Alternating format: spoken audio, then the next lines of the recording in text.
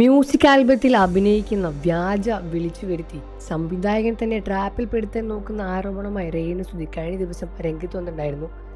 വിപിൻ ലാൽ എന്ന ആൽബം സംവിധായകനെതിരെയാണ് രേണു ഗുരുതരമായി തന്നെ ആരോപണവുമായി രംഗത്ത് വന്നത്. രേണുവിന്റെ വാക്കുകളുടെ തുടർന്ന് ഇങ്ങനെയാണ് പറയുന്നത്: അയാൾ പറഞ്ഞതെല്ലാം പച്ചക്കള്ളമാണ്. വിപിൻ ലാൽ വൃത്തികെട്ട ഒരാളാണ്. ദാസേട്ടനും ഞാനും ഒരുമിച്ച് അഭിനയിച്ച് കുണിങ്ങി കുണിങ്ങി എന്ന ആൽബത്തിന്റെ സെറ്റിൽ വെച്ചാണ് അയാളെ ആദ്യമായി കാണുന്നത്. കഥ പറയാനാണ് പുതിയൊരു ആൽബം ഉണ്ടെന്ന് പറഞ്ഞ് അഡ്വാൻസ് അയച്ചു തന്ന് അതിലേക്ക് അയാൾ എന്നെ ക്ഷണിച്ചത്. മോഡൽ ഡ്രസ്സായി ധരിക്കണമെന്ന് പറഞ്ഞു. വസ്ത്രങ്ങൾ അയച്ചു തന്നതേ ഉള്ളൂ. ഇട്ടു നോക്കി കംഫർട്ട് ആണെങ്കിൽ മാത്രം ധരിച്ച് അഭിനയിച്ചാൽ മതി എന്നും പറഞ്ഞു. ആ സമയത്ത് ഞാൻ ദുബായിലായിരുന്നു. ആൽബം ഉണ്ടെന്ന് മാത്രമേ പറഞ്ഞിട്ടുള്ളൂ. സീനൊന്നും വിവരിച്ചു തന്നിട്ടില്ല.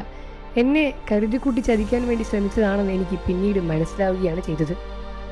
എൻ്റെ ഭർത്താവിൻ്റെ വീട്ടിൽ പോയതുപോലെ ഷെഫിന ബീവി എന്ന സ്ത്രീ പലരെയും വെച്ച് എന്നെ കുടുക്കാൻ ശ്രമിച്ചിട്ടുമുണ്ട്. വസ്ത്രങ്ങൾ ട്രയൽ ചെയ്ത് നോക്കാനായി ഞാൻ വിപിൻ ലാലിൻ്റെ വീട്ടിൽ പോയി. അയാളുടെ ഭാര്യയും അവിടെ ഉണ്ടായിരുന്നു. വസ്ത്രം ധരിച്ച് നോക്കിയപ്പോൾ ഒട്ടും കംഫർട്ടബിൾ ആയിരുന്നില്ല.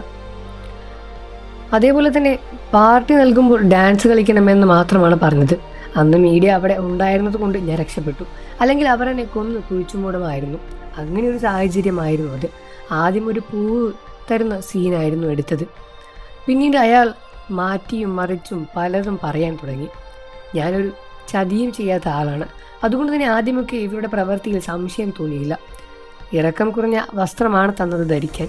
ആദ്യം വിപിനും ഭാര്യയും ആവശ്യപ്പെട്ടു. ശേഷം അയാൾ എന്നെ എടുക്കുന്ന സീൻ ഷൂട്ട് ചെയ്യണമെന്ന് പറഞ്ഞു. എനിക്ക് കംഫർട്ടബിൾ അല്ലാത്തതുകൊണ്ട് തന്നെ പറ്റില്ല എന്ന് ഞാൻ പറഞ്ഞു. എന്നിട്ടും അവർ നിർബന്ധിക്കുമായിരുന്നു എന്നെ. പക്ഷെ ഞാൻ വഴങ്ങിയില്ല. പൊക്കിൽ മുന്തിരി വെച്ച് വിപിൻ അയാളിനെ കടിച്ചെടുക്കുമെന്നൊരു ഷൂട്ട് ചെയ്യണമെന്ന് പിന്നീട് അവർ പറഞ്ഞു. അതിനും ഞാൻ വഴങ്ങിയില്ല. സൗമ്യമായി തന്നെയാണ് ആദ്യം ഞാൻ സംസാരിച്ചത്.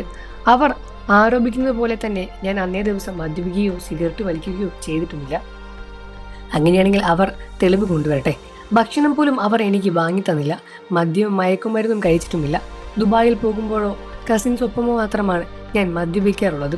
വിപിൻ ലാൽ എന്നെ സീനിൽ അഭിനയിക്കാൻ നിർബന്ധിച്ചപ്പോൾ അവിടെ പ്രമോഷന് വന്ന മീഡിയ അടക്കം ഞാൻ പോയി സങ്കടം പറയുകയാണ് ചെയ്തത്.